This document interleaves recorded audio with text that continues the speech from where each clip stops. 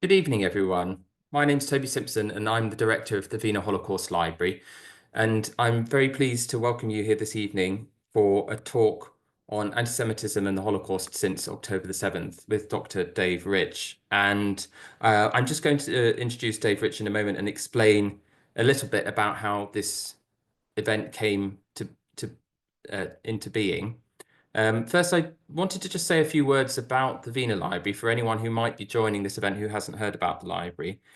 So it's one of the world's largest and most important collections of evidence about the Holocaust, and it's particularly relevant, I think, for us to engage with issues relating to anti-Semitism, but not only naturally because of the subject matter, but actually the library has long had a tradition of recording anti-Semitism, going right back to the work of Alfred Wiener, who is the founder of the library. In the 1920s, he was very actively engaged in tracking the activities of the Nazi Party before it rose to become a mass movement.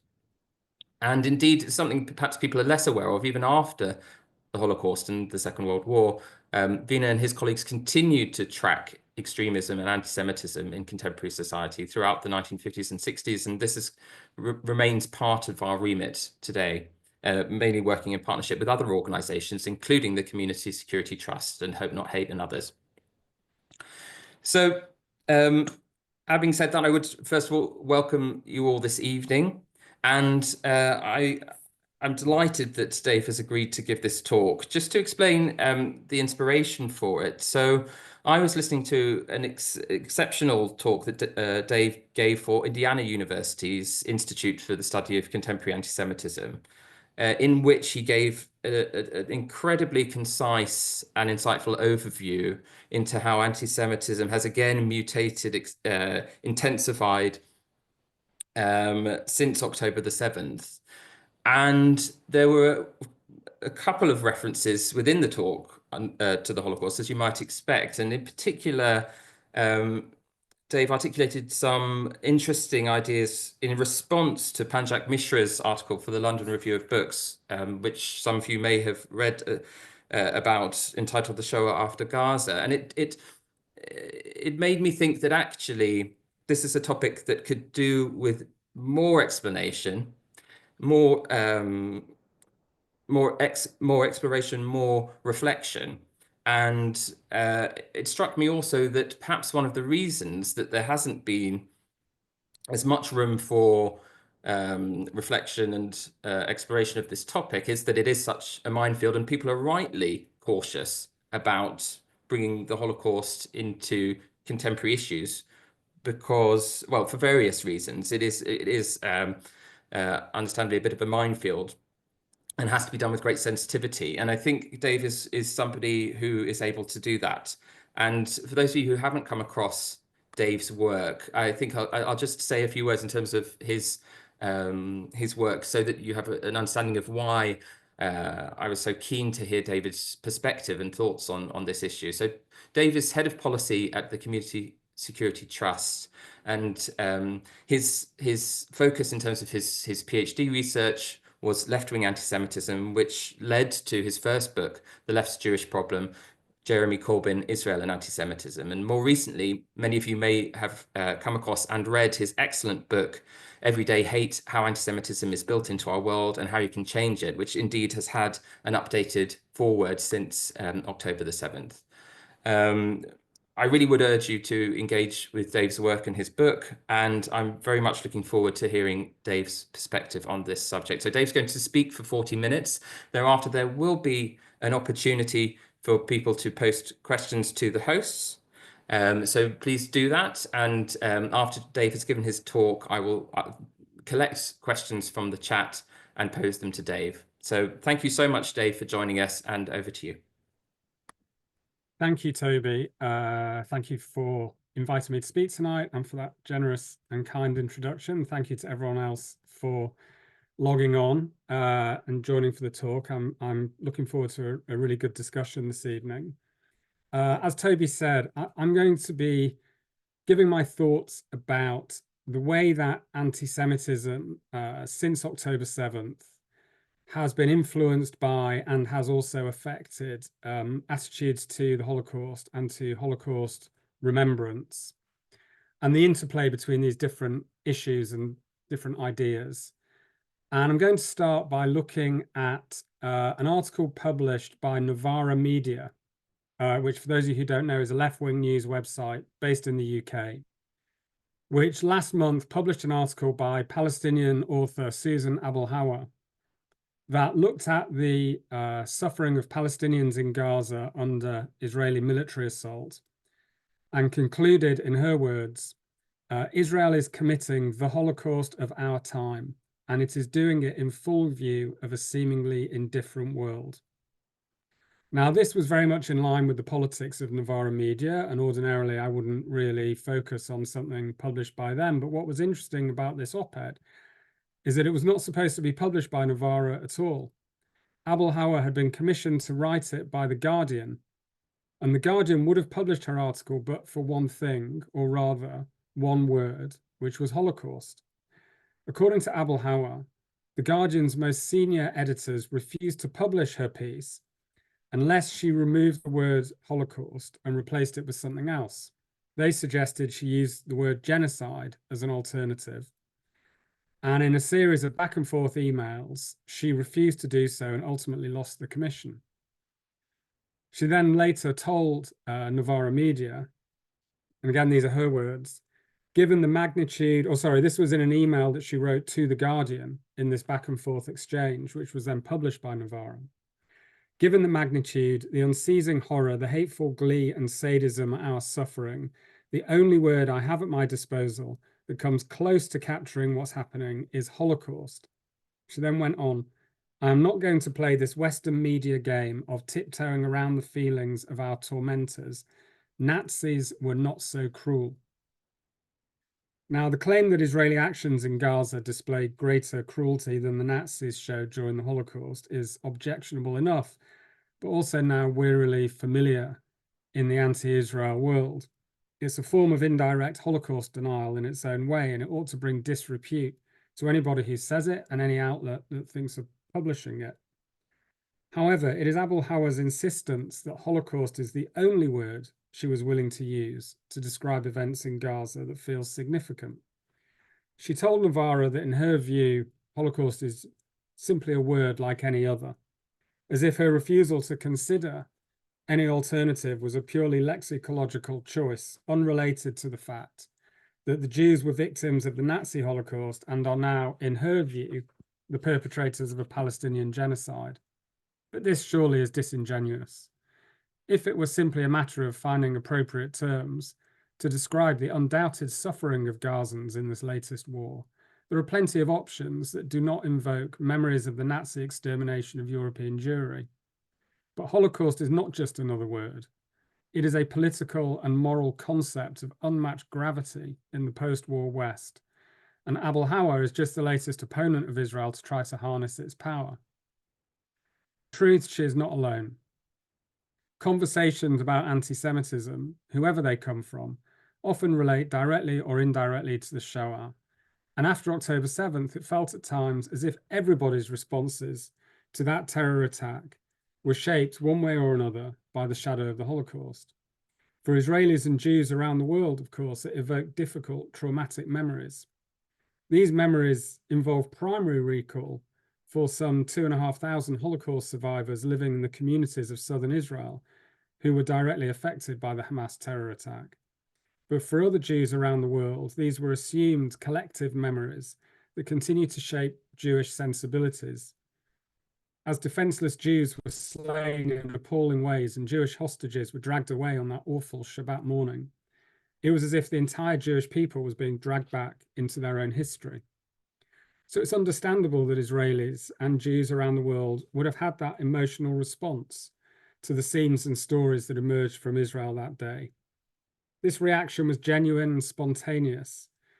It was a moment perhaps for historians to pause and allow sentiments some space before explaining the factual ways in which past and present do differ from each other. At times, unfortunately, I have to say, this sentiment was expressed in ways that I found performative and rather crass. such as the decision of the Israeli delegation to the United Nations to wear yellow stars on their jackets in the manner of Jews under Nazi rule during a General Assembly debate on the conflict in Israel and Gaza. But on the other hand, it is difficult to resist the potent symbolism of the slogan "Never Again is Now" projected onto Brandenburg Gate in Berlin on the 85th anniversary of Kristallnacht, just 5 weeks after the October 7th massacre. The commemorations for that anniversary in Berlin required extensive security. A synagogue in the city had been firebombed just 3 weeks earlier, as anti-Jewish hatred surged after October 7th. This was history and present-day reality merging together, and it reflected how many Jews felt at that time. Reliance on the Holocaust as a reference point for arguments over Israel and anti-Semitism, always common enough, became ubiquitous during that period. Some supporters of Israel went further than simply drawing a comparison between the atrocities of October 7th and the Holocaust by arguing that Hamas are, one way or another, more anti-Semitic, more murderous, and less limited by conventional morality than the Nazis were. This was because, partly, Hamas filmed their atrocities and live streamed them to the world, whereas the Nazis went to great lengths to hide their mass murder from sight, which supposedly proved, according to some commentators, that SS members were not proud of their actions, unlike the exhilaration of Hamas fighters as they boasted of killing Jews. It's an argument that, superficially at least, seems plausible, and it is true that the Nazis concealed their crimes, whereas Hamas broadcast theirs. But this isn't because the Nazis were ashamed of what they did. The reason they disguised the evidence of the Holocaust while it was ongoing is not because they knew it was wrong, but because deception was essential to the smooth running of the Nazi killing machine. The logistics of corralling, transporting, and murdering 6 million Jews, often with relatively few SS men or local auxiliary and police forces to do the dirty work, required total control over the Jewish populations in question. The Nazis went to great lengths to avoid any panic and terror amongst their victims, because terror would lead to chaos, and chaos would disrupt the production line of death. In contrast, where the Nazis wanted to avoid terror, Hamas wanted to generate as much terror as possible.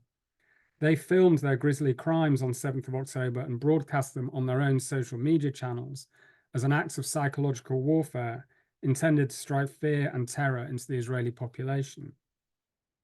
But the Nazis were no more ashamed of their mass murder than Hamas are now. If anything, they thought they were doing the rest of humanity a favor. SS leader Heinrich Himmler notoriously told senior SS officers in a 1943 speech in Poland about what he termed the extirpation of the Jewish people.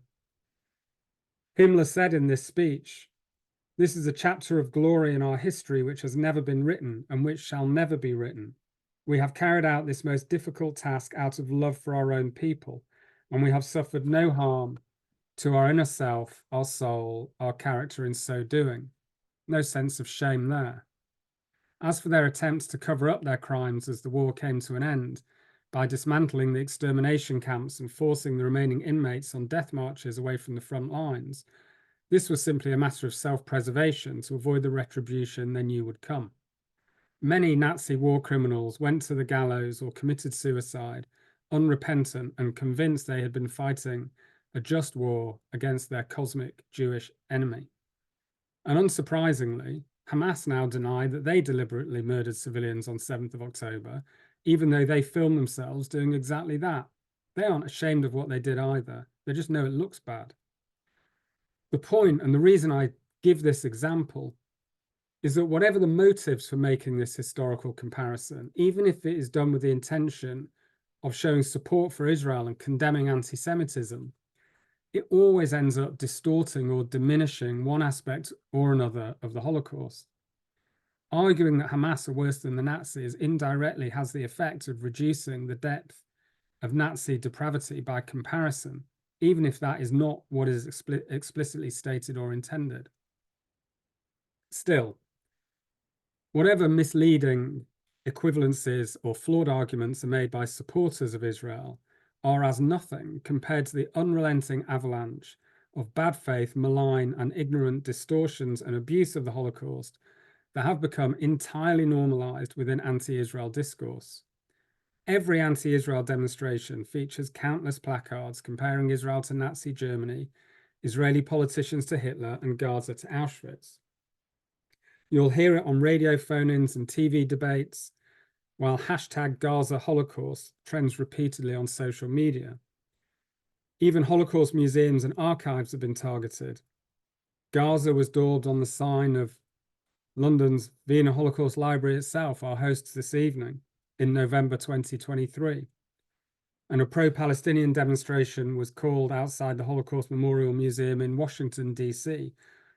around the same time, although that was subsequently cancelled after an outcry. You find it at the highest levels of Palestinian politics too. Mahmoud Abbas blamed Israel for 50 Holocausts 2 years ago. And the following year, in a speech at the United Nations, he compared Israel to Nazi propaganda chief Joseph Goebbels. The Hamas Charter accuses Israel of Nazi treatment of Palestinians. It is difficult to convey just how ubiquitous this is and how much of it goes unchallenged in anti-Israel circles. It is both banal and grotesque. Now, there are lots of reasons why people do this. For some, perhaps it does reflect a well-meaning, if perhaps naive, effort to use the idea of never again as a rallying cry for peace and humanity in today's world. However, I feel this is the exception rather than the rule. Most of the time when people invoke the Holocaust to attack Israel, they do not have such admirable motives. For some, it is an exercise in finger-wagging at the Jewish people, as if they failed to learn the right lessons from their own near miss with extermination. For others, there is gleeful relief that they no longer need to listen to Jews going on about the Holocaust because now those same Jews are behaving just like the Nazis did.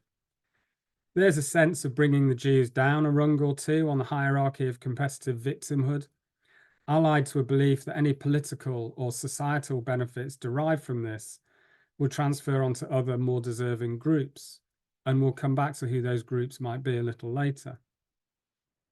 Then, and we should not ignore this or underestimate it, there is the sheer visceral pleasure of doing something so monumentally offensive in the name of anti-racism and human rights.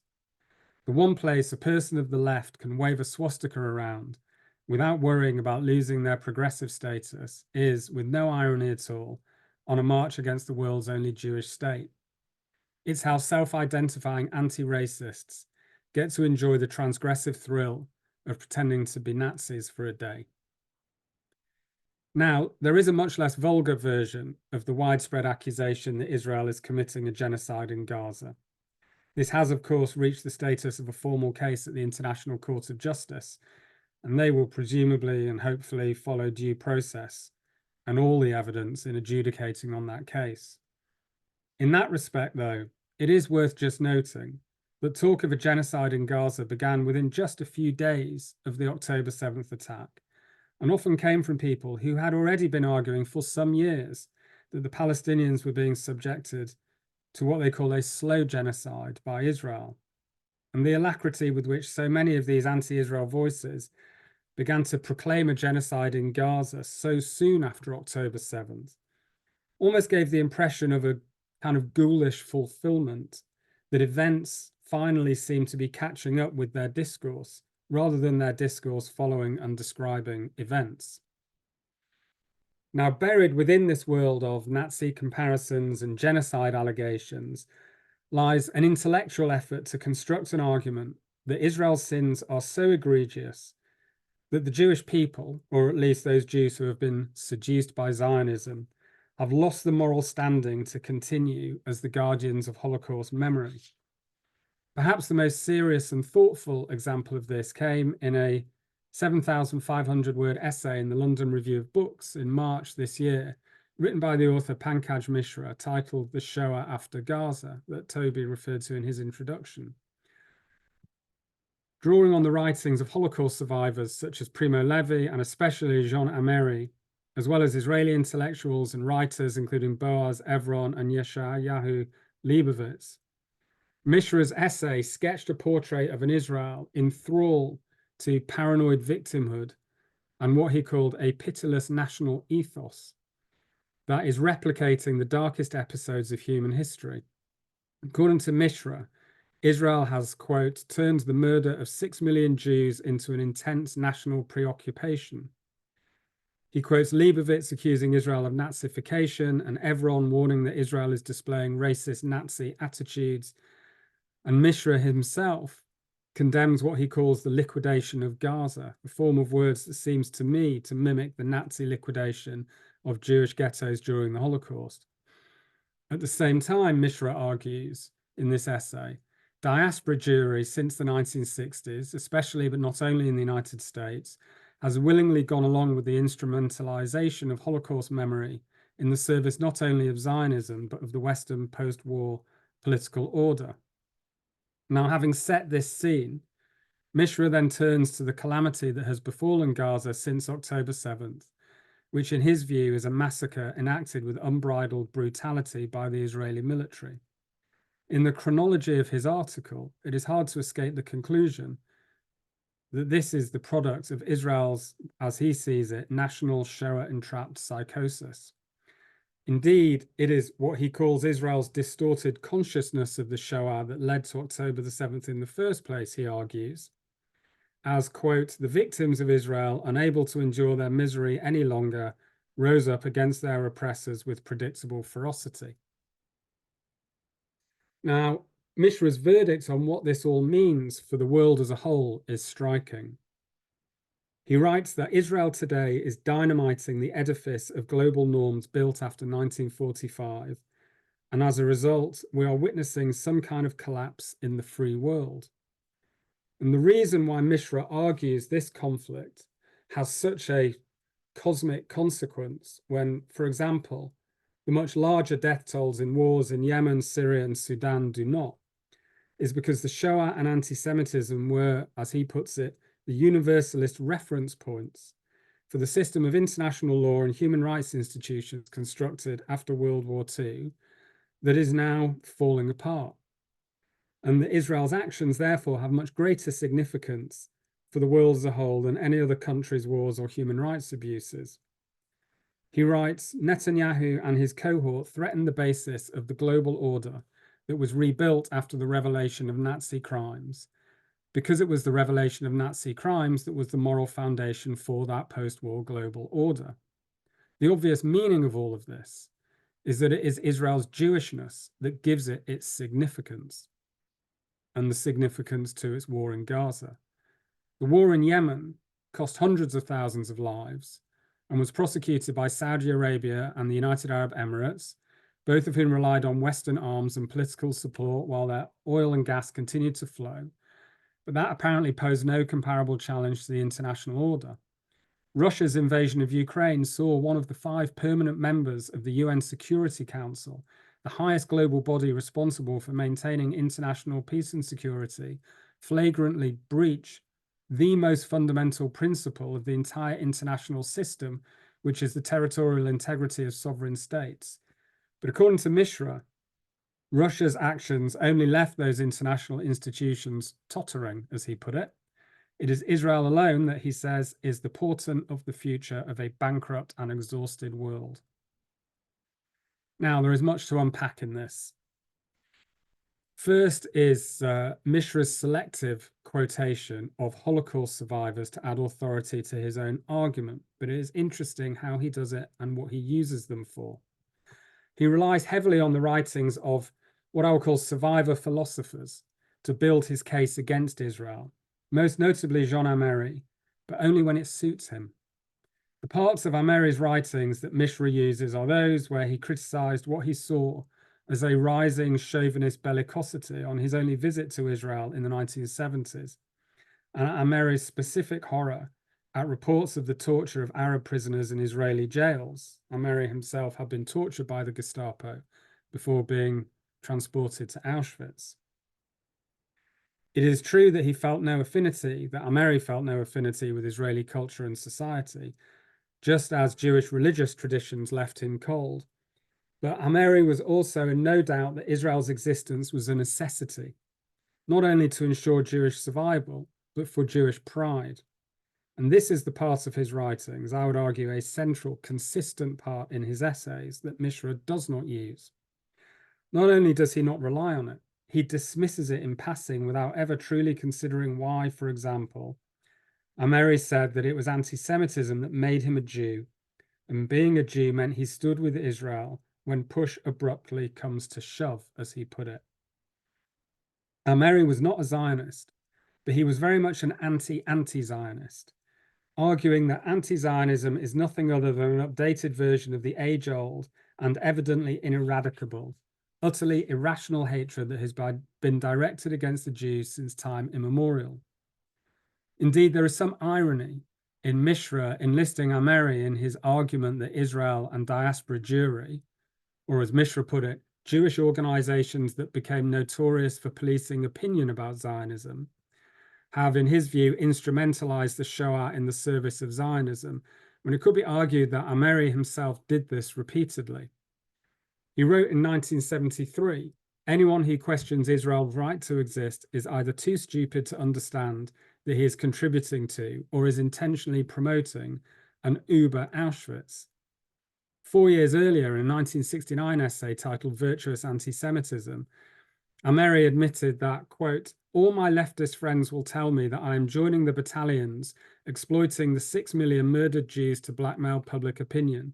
This is a risk worth taking. It is a smaller risk than the one my friends would have us take when they plead for the self-disbandment of the Zionist state of Israel. Now, Mishra bypasses all of this to instead use Ameri to add moral weight to his own argument, and it is worth thinking in more depth about why his essay relies so much on Holocaust survivors, not for what they have to say about their experiences under the Nazis, but for their political views of Israel several decades later. And in this, I want to turn to, as a guide, to David Nirenberg, whose book, Anti-Judaism, remains, I think, the touchstone for all of us trying to understand and explain anti-Semitism throughout the ages. Nirenberg, in a recent essay, warned that, quote, we cannot be confident that our own understanding of our world is not itself being shaped by old habits of thought, including those habits of thought I will call anti-Judaism. So in that spirit, and with that idea as our guiding principle, I would like to explore the ways in which Mishra's essay echoed some of those old habits of thought. Now, we live in a time when, especially but not only on the political left, victimhood is revered as the highest moral status that can be attained. It is a status that brings an unmatched and unanswerable authority to those who bear it. And Holocaust survivors are, for obvious reasons, the archetypal victims of the 20th century. They went through the worst suffering, therefore they must have the most virtuous wisdom, is how the logic flows. Holocaust commemoration has become part of our national conscience, and within that, Holocaust survivors are treated not only as witnesses to evil, which they undoubtedly were, but as modern personifications of the idea that suffering creates a kind of moral purification, giving their testimony a sanctified quality. It is notable and important to remember that this veneration of those who suffer is not a modern invention of the political left, but ultimately, I would argue, derives from Christian theology and from Jesus's suffering on the cross. Christianity still provides the moral framework for our secular world, now expressed through the language of human rights rather than religious teachings. And this is one way in which it shapes our thinking, even about people who are very much not Christians. So in today's moral universe, then, Holocaust victims and survivors are rightly seen as the 20th century's paradigmatic victims, but Jews, or at least the majority of the world's Jews that value Israel's existence, have instead chosen to place their faith in the material power of the state of Israel. To put it in crude terms, you can keep your purity of victimhood, so the thinking goes. We would rather rely on F-35s and Merkava tanks. For much of the left, this is a moral failing that renders Zionist Jews a fallen people. This is why Mishra argues that the lessons that Israel has drawn from the Nazi attempt to exterminate the Jewish people have counterintuitively undermined the status of the Shoah as a moral reference point for humanity. He writes, and I quote, "The profound rupture we feel today between the past and the present is a rupture in the moral authority of the world since the ground zero of 1945, the history in which the Shoah has been for many years the central event and universal reference. By relying on strength and security in pursuit of what he calls a Shoah-sanctified demand for total and permanent security, Israel and much of diaspora Jewry, in his view, have betrayed their own higher calling. But that is not the end of it. If Israel, and with it the majority of diaspora Jewry that adheres to Zionism, has relinquished its moral standing as custodians of the Shoah, then somebody else has to step into Israel's place and take up the weighty task of, as Mishra puts it, redeeming the memory of the Shoah. And who is it that he nominates for this? Who is it that, in his view, has, quote, the moral responsibility for the weak and persecuted that is required for this role? It is none other than the protesters who fill Western cities every week or every month to march for Gaza. That's right.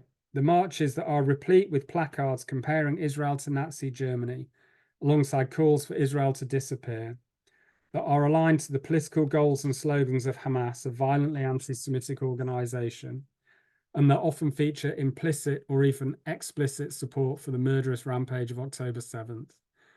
A political movement that provides an accommodating environment for open anti-Semitism that meets little resistance or disapproval. Only this movement and these protesters, according to Mishra, can rescue the Shoah and re-universalize its moral significance. It's an argument, I would argue, with unavoidable echoes of replacement theology.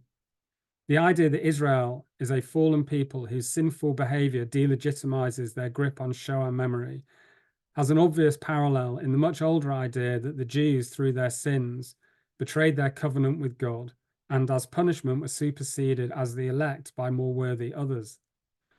Mishra's claim that the Shoah's moral legacy resides not in the Jewish desire for safety, but in the Palestinian yearning for freedom, fits within that tradition of thought.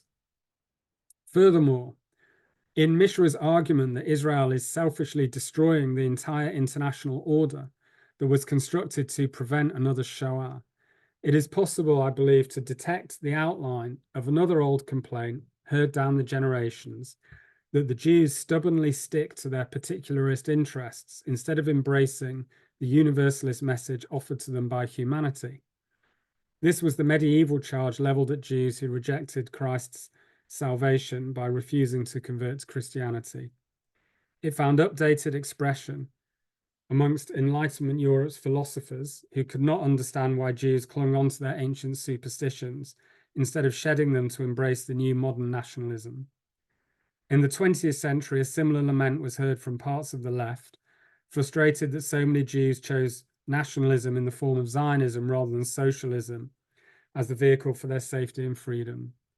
And I believe you can see it in some of the modern anti-Zionism today. Connecting these historical reference points, especially in the post-Shoah Zionist epoch of Jewish existence, is Zionism's fundamental rejection of the virtue of victimhood. This is a profound moral dissonance that underpins much of the mutual incomprehension that characterizes public debate over Israel and Palestine today. One example of this dissonance can be found in the frequency with which people who are not Jewish imagine themselves or their favored cause as Anne Frank. We see serial depictions of her instantly recognizable image adorned with a Palestinian kafir in street art and online images, but lots of other people and causes do it too. And it's so jarring to me because Jews, the very people who have the greatest affinity with Anne Frank and her fate, tend to look at her story and think, we never want to go through that again. She personifies the saintly innocence of victimhood, perhaps more than any other 20th century figure. Yet while Jews cherish her memory, the lesson they draw from her story is not to try and emulate her, but the opposite, to avoid her fate at all costs. And as Zionism at its heart represents a rejection of the virtue of victimhood in preference for survival through strength, then this is an affront to leftist morality today, just as it was to Christian thinking. It's notable, incidentally, and I think very telling, that while anti-Israel street art and online memes depict Anne Frank as a Palestinian, simultaneously, her statue in Amsterdam regularly gets defaced by anti-Israel protesters. Earlier this year, the statue's hands were daubed with blood-like red paint alongside the slogan "Free Gaza," as if Anne Frank's Jewish hands retroactively take on responsibility for Palestinian deaths today. And this dual treatment of Frank as both a victim of genocide and a perpetrator suggests that had she survived the Holocaust and found refuge in Israel alongside so many other survivors, she, like they, would have undergone moral metamorphosis in the thinking of the anti-Israel left, from the archetypal victim to the archetypal oppressor. It's an apt metaphor, I would argue, for the unresolvable contradictions that the anti-Israel left brings to its treatment of Zionism, the Holocaust, Israel, and the modern Jewish story.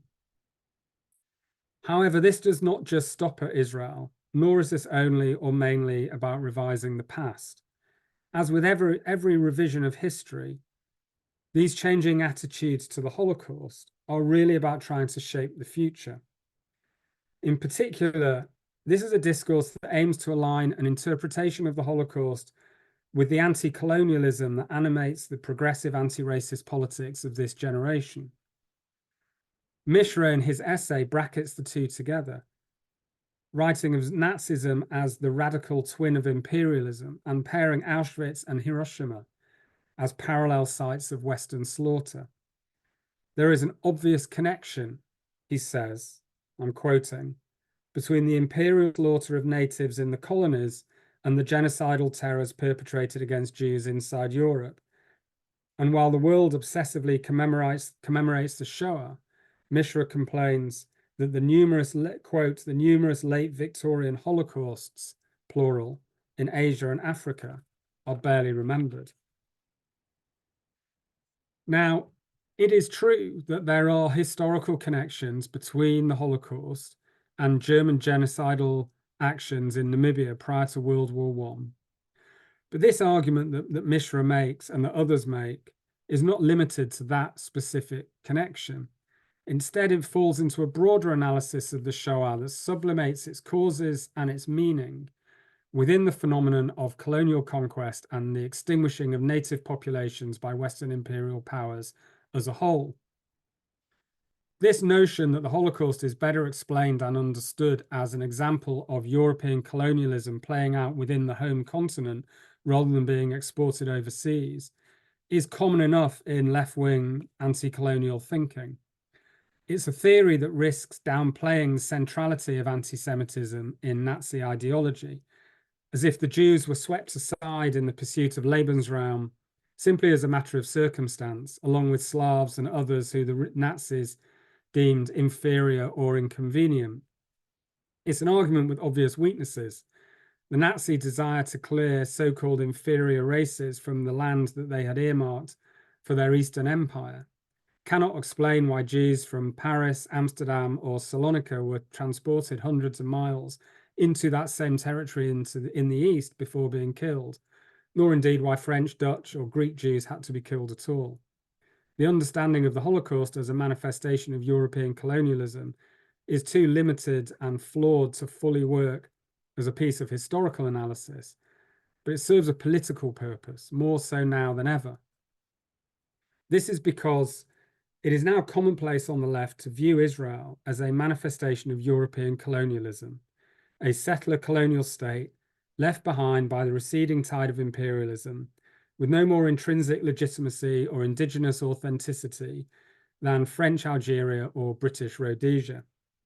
It is therefore useful in this politics to treat both the Holocaust and the Jewish state that emerged from its ashes as twin creations of the West's original sin of colonialism and imperialism, as if campaigning for the eradication of Israel is itself an expression of Holocaust commemoration, or at least can stand alongside it, a way of truly acknowledging the root cause of the Nazi genocide. It is perverse, but it's politically convenient, and it seems to be appealing, if all those placards lamenting a Palestinian Holocaust are any kind of guide. Now, this comes at a time when the history of World War II is itself under challenge from both right and left. And an example of how these two revisionist streams come together and give the broader context for what we're talking about can be found in their treatment of Winston Churchill, who, of course, is the historical figure who, above any other, embodies the myth and the reality of Western resistance to Nazi aggression. Now, the left-wing revision of Churchill's image, not as the savior of democracy, but as a racist and an imperialist, is familiar enough by now. It's been around for years. What is interesting is that we are seeing a similar process on the right, even using the same source material. In September this year, 2 months ago, Tucker Carlson broadcast a lengthy interview on his Twitter channel with Daryl Cooper, who is a podcaster and blogger, who Carlson described as America's best and most honest popular historian. During this interview, which at the time we're speaking now has had almost 35 million views on Twitter, Cooper declared that Winston Churchill was, quote, the chief villain of the Second World War because he was primarily responsible for that war becoming what it did, Cooper said. It was Churchill, not Hitler, who he claims was the leader most intent on making it happen. Now, claiming that Churchill was the war's chief villain can only mean that Hitler was not so bad by comparison. This view is not new. It follows a pre-existing tradition on the American kind of paleo-conservative right. The late Joseph Sobran, who was a very prominent conservative journalist in America, viewed Churchill as an anti-hero because he chose Stalin over Hitler during World War II. Cooper, in the same interview, argued that the millions who died in Nazi camps after the Nazi invasion of the Soviet Union did so simply due to poor logistics rather than any genocidal intent. And he has, I think, correctly been called a Holocaust denier as a result. And this interview is an example of how there are multiple ways in which Holocaust denial can sneak into mainstream discussions of the Second World War, especially when the image and reputation and role of totemic figures like Winston Churchill are under revision and being attacked, and when that denial is no longer presented as a neo-Nazi project. Now, the day after this interview was published, a storm broke over both Cooper and Carlson, both of whom were heavily condemned. And Daryl Cooper wrote a thread on Twitter or X to justify his position. And what caught my eye about this was that in this long thread explaining why Churchill was such a bad guy, he used material that is also used by people on the left to condemn Churchill in exactly the same way.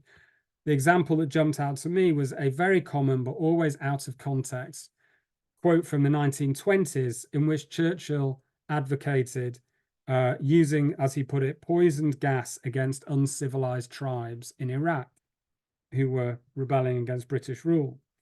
This quote is regularly thrown up by Churchill's left-wing critics to claim he was advocating the genocidal gassing of natives, whereas in fact he was talking about using tear gas precisely because it's not lethal.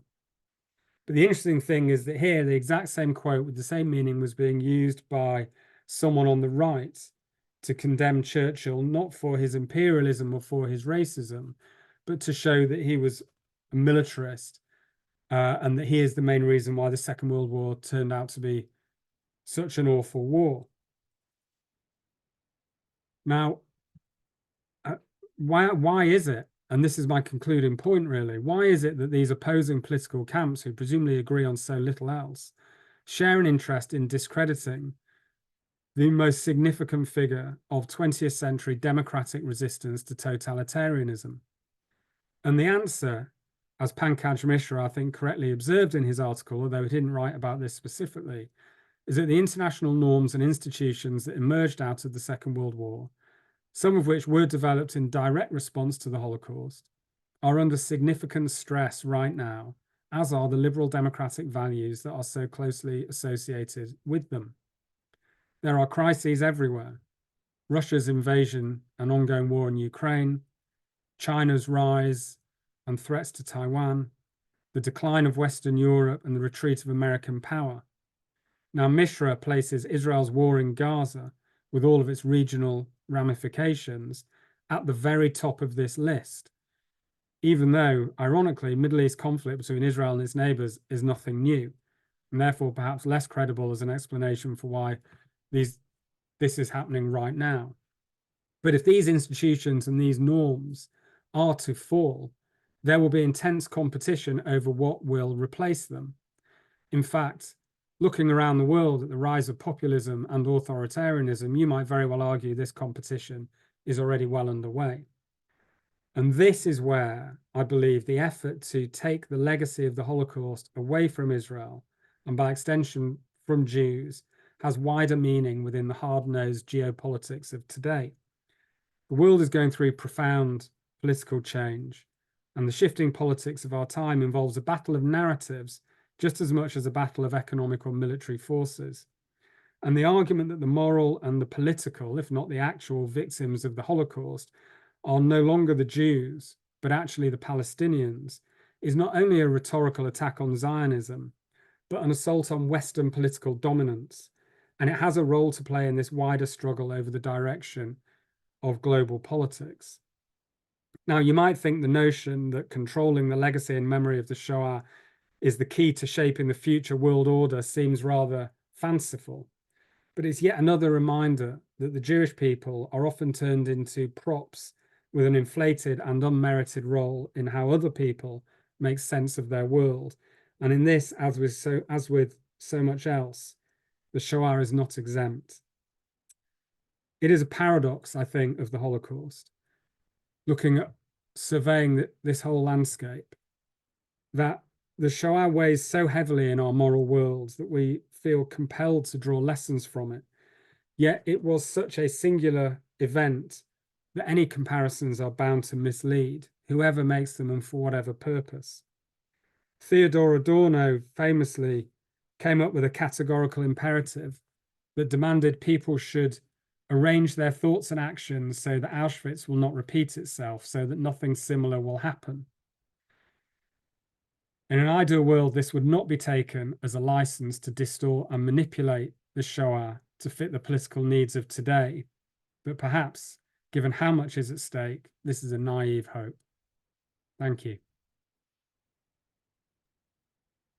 Thank you so much, Dave. That was a really, really insightful talk, and I have a number of questions I'd like to pose.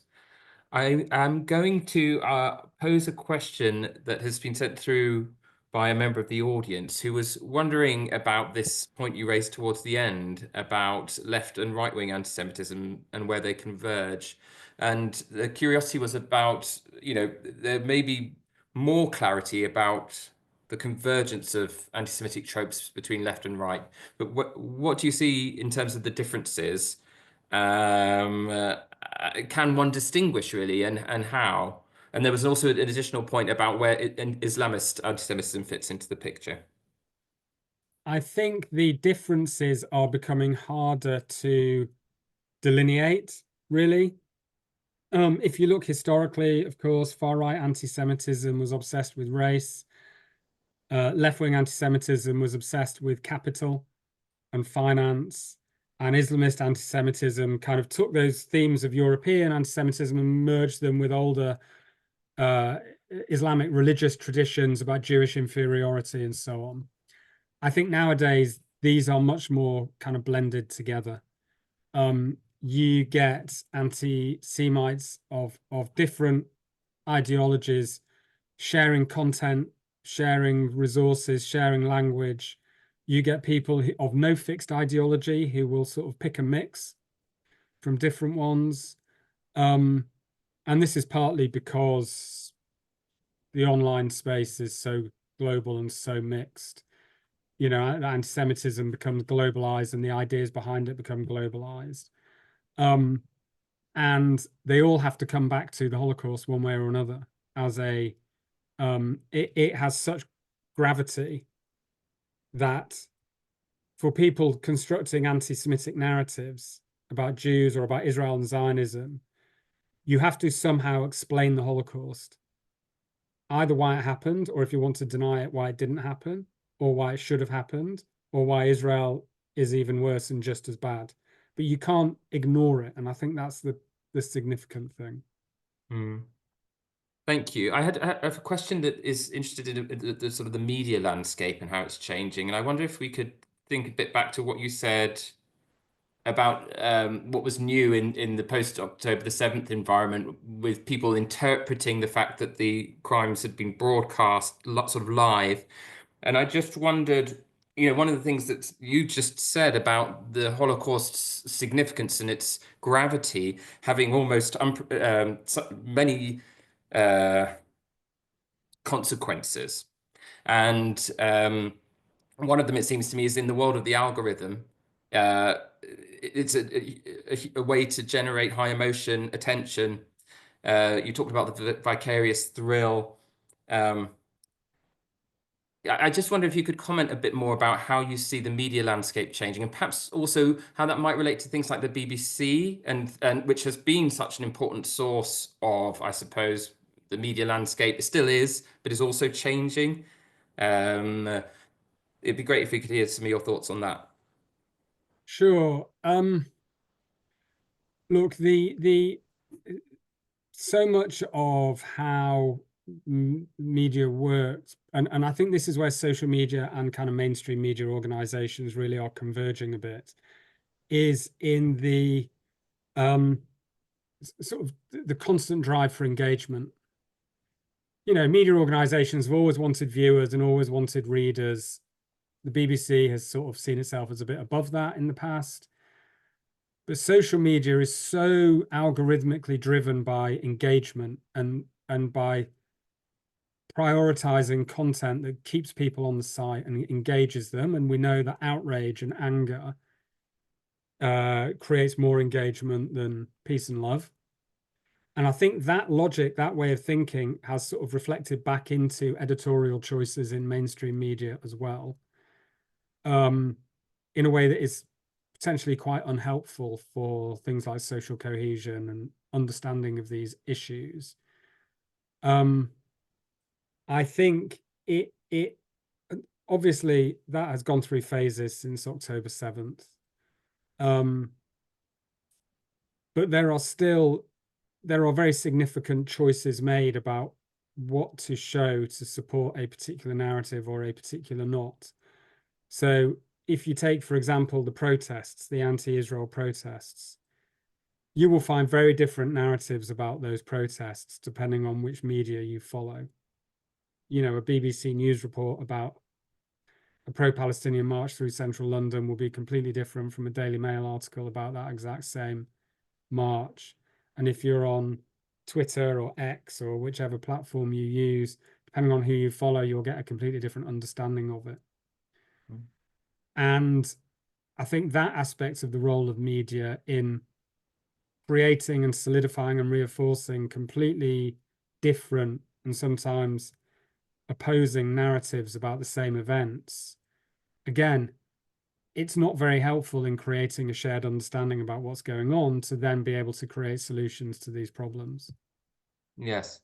And I just wondered if one of the things that I've just had an additional comment from the room, is there a sense in which there are sort of there's a seeping into new orthodoxies within mainstream media, where you find a sort of received wisdom which may not be wisdom at all.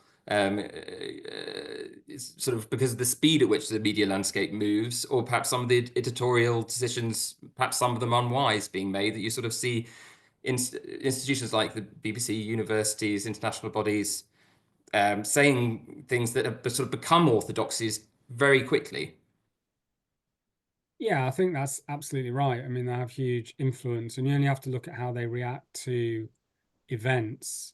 So if you take, for example, the violence in Amsterdam a couple of weeks ago, before and after the football match between Maccabi Tel Aviv and Ajax, very quickly there were sets of assumptions started to emerge about what had happened and why it had happened and what language to use to describe it and how to characterize it. And again, these differed very quickly, almost as quickly as you had the news emerging of the attacks on Maccabi Tel Aviv fans after the match. You had almost a narrative of denial of what was happening, with people working really, really hard on social media and on alternative media to argue that that isn't what happened at all. And actually, the Maccabi Tel Aviv fans were behaving like football hooligans, and they got what they deserved. What do you expect? And as ever, it took a couple of days for the truth to really come out and for a really detailed investigation by the Dutch police and the local authorities to be published. And as ever, the truth was kind of a mixture of both. But there is never, there is always this drive to react so quickly and to establish a framework for understanding events immediately, that by the time these more considered, more nuanced accounts make it into the public domain, most people have already got their kind of framework for how to understand things. Yes. So I just actually wondered a bit, what is really new here, but in terms of what we're seeing in the relationship between anti-Semitism and the Holocaust. And I wondered a bit, in your talk for Indiana, you hinted at one of the things that was new in anti-Semitism relating to Israel being the way in which the debate has shifted from from 67 to 48. And I just wondered, is there a sense in which that relationship to time and older debates has shifted too with in terms of the Holocaust? Because some of the things that you cited in your talk almost seem to want to either turn the clock back or in fact take a stance which is almost ahistorical or which rejects a serious engagement with history. I mean, there are lots of ways I'd like to turn the clock back, but we don't have that power. Look, I think I think there's a few things that have happened since October 7th that have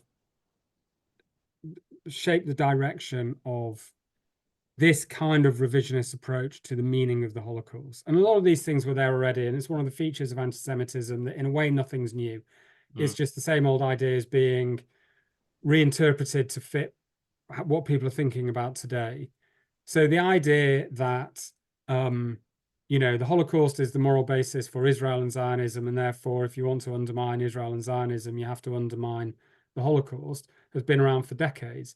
I mean, Ernst Zundel, who was one of the most high-profile Holocaust deniers, of the entire period after the Second World War, he made this appeal very explicit in an open letter to the Arab and Muslim world that he wrote, basically saying, get rid of the Auschwitz myth, as he put it, and you can get rid of Israel. And this was an open, this was his whole idea for how he thought he could get money and political support from the Arab world, which didn't really work out how he wanted it to be. Then for a lot of the kind of anti-Zionist left, this turned into not challenging the facts of the Holocaust, well, not the facts of that 6 million Jews were killed by the Nazis, but reinterpreting it in two ways. One of which being that the allegation the Zionist movement was complicit in the Holocaust, with obviously the focus on the Kastner trial in Hungary, and that's where the play Perdition came in the 1980s and so on. And the other being that Israel now behaves like Nazi Germany and has sort of inherited Nazi ways of thinking and acting. And those ideas were all very common before October 7th. What I think is new since October 7th, and this is what I try to reflect in my talk, is the way this is being connected to the anti-colonial narrative about Israel. The idea that Israel was an invention of Western colonialism. It is wholly a settler colonial state. It has no authenticity or legitimacy. And that's where history needs to be turned back. The clock needs to be turned back, and Israel needs to be dismantled. And this connects to this idea that the Holocaust was a manifestation of European colonialism, or came from the same roots and the same racist thinking of European colonialism, which is an interpretation of the Holocaust that is very widespread in kind of genocide studies and colonial studies in our universities, and has been for a long time. And this is where these things connect. And this is where what is new about after October 7th in this world is the combining of these ideas to give energy and a basis for a renewed assault on the legitimacy of Israel and of Zionism, and on Jewish identity as well, to the extent that Jewish identity connects to both Israel and Holocaust memory. Thank you. That's a really great summary. So we are pretty much at the end of our time, but just I've had a few questions on this, and it's a tough one. So I think it's a good way to end potentially. There's a few questions that have gravitated around this idea of what is to be done, what work can be done that could help in a situation where misunderstandings of the Holocaust are making anti-Semitism work, emboldening anti-Semitism. I think one of the things that is really important is not to get caught in a kind of slippery slope about what the Holocaust was and what it means, and to be really clear that there is a fundamental difference and a difference in meaning between the Holocaust and wars that involve lots of violence, even ethno-nationalist wars, even ethnic cleansing, and so on. I'm not talking specifically about Gaza, but in any respect, because there is an erosion, I think, of that specificity and that understanding about what the Holocaust was. And I think the first and most important thing is to maintain those red lines and not allow ourselves to get drawn into that kind of slippage. I think that's really important. And I think the second really important thing is to always to not lose sight of the role of anti-Semitism in the Holocaust, and to not lose sight of the question of why it was the Jews that it was done to, and not any of the other kind of groups of people who the Nazis saw as racially inferior. Because for lots of reasons, the Nazis could only, Nazi thinking could only really have settled on the Jews as this kind of cosmic enemy that threatened the future of the German people and everything that was wrapped up with that, because of the whole history of conspiratorial anti-Semitism and so on. And it's really important not to lose sight of that. There's always this tension between the particularist and the universal lessons that come out of the Holocaust and understandings of the Holocaust. And you always need both. And I think that's something else that I think we have to do, is to always insist on both when we're teaching about it, when we're talking about it, when we're explaining it. I fully support that. And I'd like to thank you for taking us through so many topics with such dexterity. And it's been absolutely fascinating for me to listen to you. We will be posting this talk on our YouTube channel. And for those who have joined us this evening, I'd like to encourage you to share this talk, because encouraging public understanding of these issues could not be more important in order to keep those lines clear that Dave has just articulated. So thank you so much, Dave, for speaking to us on this topic, and thank you everyone for joining us. Have a good evening, everyone. Thank you.